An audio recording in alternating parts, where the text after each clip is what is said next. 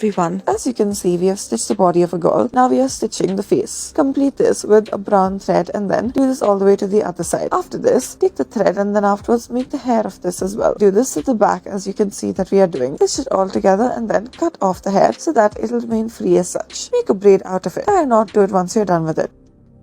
Next, we'll take some pink thread and then afterwards wrap it around the needle as such. We are using 2 needles in this process. Wrap it around multiple times. It should almost be like we are tying multiple knots around this needle. Now, as you continue with it, you can see it growing. Now, pull it down and then as you pull it through, then it'll add another layer to our rows. Continue adding these layers and then pull out the other needle when you are pulling it out as such. Continue to do this. The more you make, the better. Then it'll form more waves to it as you can see that it is doing. Now, once you pull it through, this is what it should look like. And then once you're finally done with it, put the leaves on either side of it as well and stitch it in its place. Now pull the needle through and then this is what it should look like.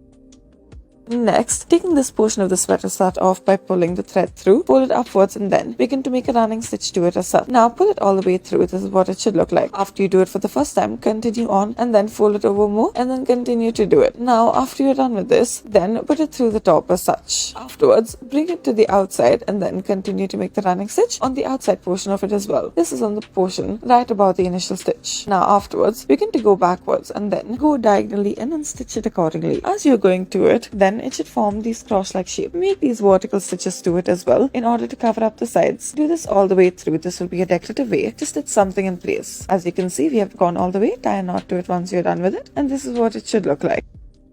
Now after this, start off by removing these hooks. Now keep it aside and then keep its counterpart to it as well. Take a thread and then slowly begin to stitch it in. Stitch it in all the way throughout. Make sure that it is firmly put in. This way it will not come out easily. Now afterwards, stick the other portion of it in as well. After you're done with this can be used as a nice and easy way in order to ensure that there is no excess portion left in the clothes as such. You can do this if it was loose.